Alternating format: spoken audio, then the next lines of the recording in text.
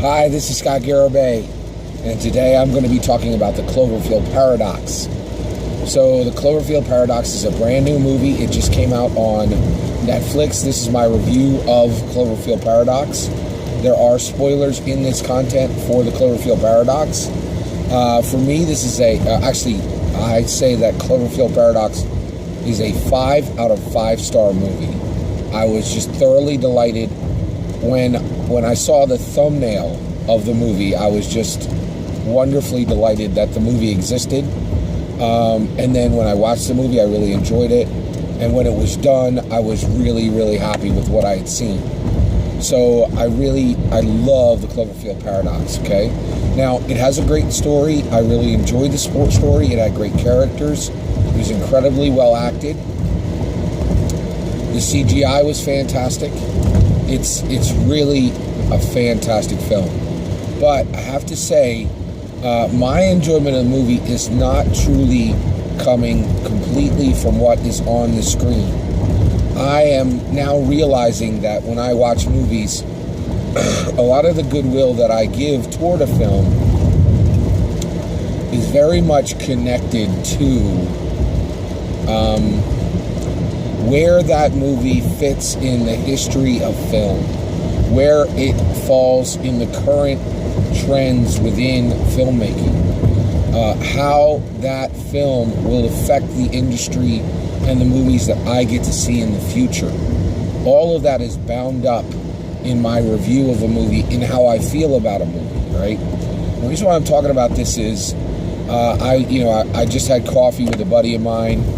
We get together for a writer's hour once a month, which is really nice, just to discuss our writing projects that we're working on. And so this guy's a writer. He's a personal friend. He's a really, really smart guy. He, professionally, he's reached, levels that I have never reached, right? Or that I'm still striving to reach. And, just really competent, very smart, very capable. And and he's a movie buff, and I always knew he was a movie buff.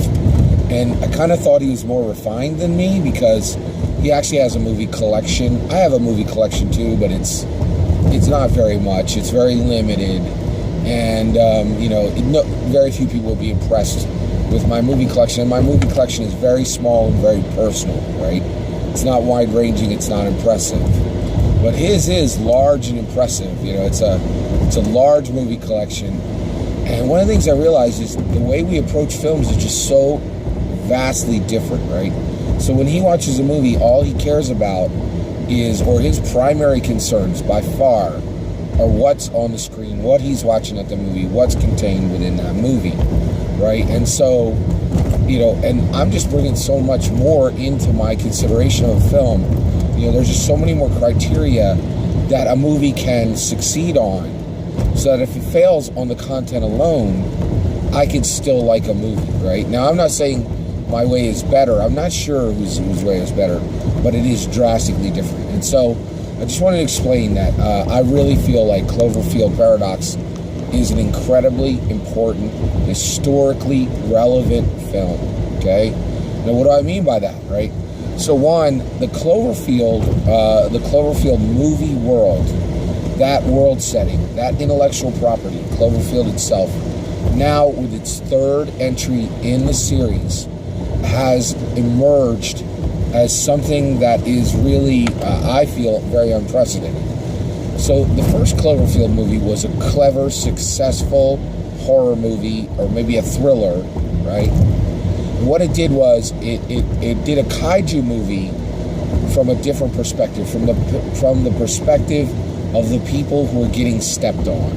Okay, it did a kaiju movie truly from the perspective of the people who were being terrorized by the little people, not the military people, not the soldiers, right? The people who were really just impacted with no ability to fight back against the kaiju monster. That was the beauty of the first Cloverfield movie. It was absolutely brilliant. It's one of J.J. Abrams' early films. It helped cement his career. It was a historically important film. Another reason why it was important was it cost virtually nothing. It was very, very cheap, and it made tons of money. It was incredibly profitable. So it helped solidify shaky cam. Came shortly after Blair Witch, and it helped solidify shaky cam, which a lot of people don't like shaky cam. I like shaky cam. It's just one of the many movie genres I enjoy, and I don't have that, oh, shaky cam makes me feel unsettled. I don't have that complaint gene that a lot of people have about shaky cam, right? So it is a shaky cam movie, and actually I will just say this. Cloverfield Paradox is not a shaky cam film, okay? But Cloverfield was. Then Cloverfield Lane came out, right? So Cloverfield's existing. It's its own unique special gem.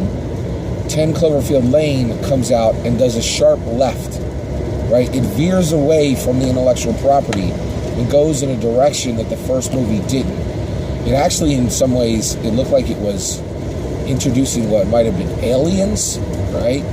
And it dealt with very personal, small-scale horror with John Goodman, and it was just such a completely different story than Cloverfield. It surprised people. It went in a different direction, and it told people a series doesn't have to follow in a logical path. A series can break off, and it can do different things, and each film can be a shocking new entry that contains new people and new themes, right? So 10 Cloverfield Lane, an important, historically important film, right? Now, Cloverfield Paradox. A lot of people don't understand what happened with this movie. This movie, it really came out of nowhere. It really wasn't hyped. It didn't have an ad campaign.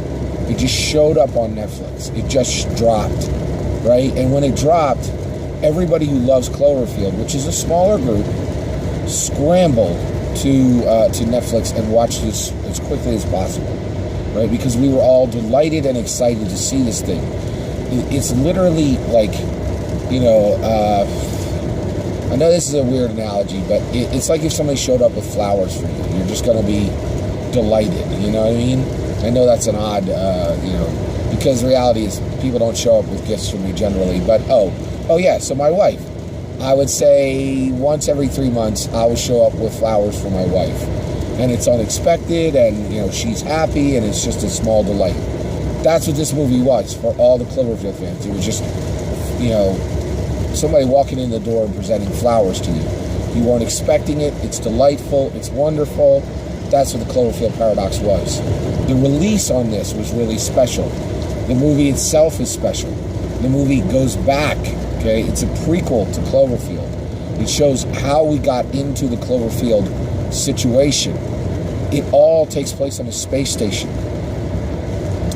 It's a masterpiece. It's an absolute masterpiece. It really, really is a good movie, and the way it came out is really special. And one of the things I think is really happening right now with Cloverfield is breaking the model for how movies are made, right? And what you should expect. Here's a good example, right? We're all looking forward to Jurassic World 2, which is the 5th movie in the Jurassic World series. Everybody knows what's going to be in that movie. It's going to be a lot of dinosaurs wrecking a lot of people, and it's going to be Chris Pratt, and it's going to be Jeff Goldblum, right? It's going to be great, and I'm going to have a fun time in it, but there's no surprises in it. There might be a minor surprise, right? But the reality is, with Cloverfield, you never know what you're going to get next.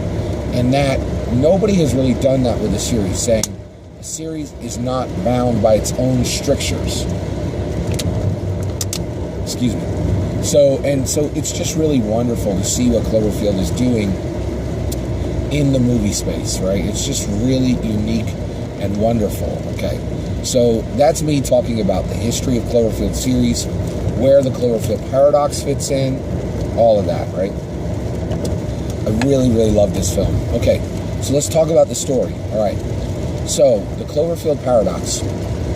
This movie, the story itself, takes place on a space station, and it tells us why the kaiju show up on Earth. So what was happening is, on Earth, we had set up a space station which had this unique energy drive on it. And the energy drive that was on this thing is just like the Hadron Super Collider. It dealt with Higgs bosons and smashing particles to make a God particle. And the purpose of the facility was to create unlimited energy, right? Really cool concept, right? So they fire it up, and it keeps failing, okay? And so there's a lot of tension on the space station because it's an international space station. You have people from Africa, you have people from India, you have people from America, you have people from Germany, you have people from Europe, you have people from Russia, right? And so it's a really diverse cast. It's really cool. That's another thing. This is a truly diverse cast. There are black people in this. And I'm going to be very careful when I say this, but there are dark-skinned black people in this movie. The reason I'm talking about that is Grace Randolph has talked about this issue where in Hollywood sometimes, I'm not trying to project something on this movie, but at the industry level there is a problem with darker-skinned black people being able to get work. And the reason why is often it is easier for light-skinned black people to get work and harder for black-skinned black people, for dark-skinned black people to get work. I'm trying to say that as carefully as I can and with as much respect as I can. All right, so, and this movie casts dark-skinned black people, which that's something we need in Hollywood. We need everybody to be represented on screen, right? And I really was very happy to see that starting to happen. That happened in Get Out last year, and this is a continuation of that, right? The movie is really fantastic. It's just really so cool. So it has all these really cool aspects. So they're creating unlimited energy, right? But the unlimited energy drive that is on this space station is failing. They keep firing it up.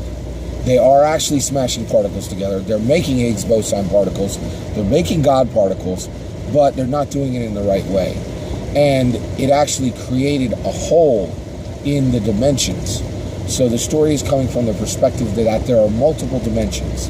And that what they're doing when they're firing this unlimited energy drive is they're tearing holes in the dimensions. And then these kaiju monsters are coming through those holes. So this is explaining to us why the kaiju monster in Cloverfield, which I think that movie is over 10 years old now, is there, right? So if you're a Cloverfield fan, it's wonderful. It's really fun to see. Now, if you're not a Cloverfield fan and you've never seen Cloverfield, feel free to watch this, right? It is a freestanding movie. You do not need to see Cloverfield to enjoy this film. You don't, okay? So while it's awesome if you're a fan of Cloverfield, it's a very strong film even if you haven't seen Cloverfield. That's a fantastic piece of accomplishment, a filmmaking accomplishment, right? So you have all this going on, right? And then the other thing that is really, really cool is, so they keep firing it up, it keeps failing. They end up going into a different universe. They can't find the Earth, and the reason they can't find the Earth is they've actually separated themselves from their own Earth, and now they're in orbit on another Earth, right? So one of the people on the space station, okay, she has on her original Earth, her entire family is dead because of a mistake she made, right? Where that killed them all, right? But on this new Earth, her family is alive, and now she can go see them, right? And so she wants to break off from the space station, take a capsule and go down to Earth, and then be with her family, right? Even though she herself is still on that Earth, right? That's a really compelling, cool piece of information. It's really neat aspect of the film, right? So what ends up happening is the space station puts a tear in time, ends up in a different dimension. They all figure out that they're in a different dimension, everybody on the space station. And then they need to get that thing back. They need to get that ship back to their Earth so that they can all go down to Earth and be with their actual world, not the world that is more comfortable for them, right? So they do it. They're able to get everybody back. Now this takes a lot of adventure and a lot of fixing things on the spaceship, right? Now, I will say, I really love this film. It does have some problems, right? Now, it is a 5 out of 5 star movie for me. But, you know, when I look at this film, I'm absolutely delighted with it. And that's why I give it a 5 out of 5 star rating. But I do want to talk about some of the problems in the film. They weren't a problem for me. I understand the reason why they did this. There are parts in the movie that are unrealistic. The reason why they are unrealistic is so that the story can be exciting. And the story is very exciting, right? Realism is not exciting. It really isn't. I really, you know, a lot of people say, oh, truth is stranger than fiction. It's not, right? There's a few interesting things that happen in reality, but, you know, when you have the full limit of the full unlimited aspects of your imagination, you can make a better story than reality, and that's proven here, right? So this movie, the space station, is done completely from the perspective of, what am I looking for here? Oh, of hard sci-fi, right? But it has space opera physics, right?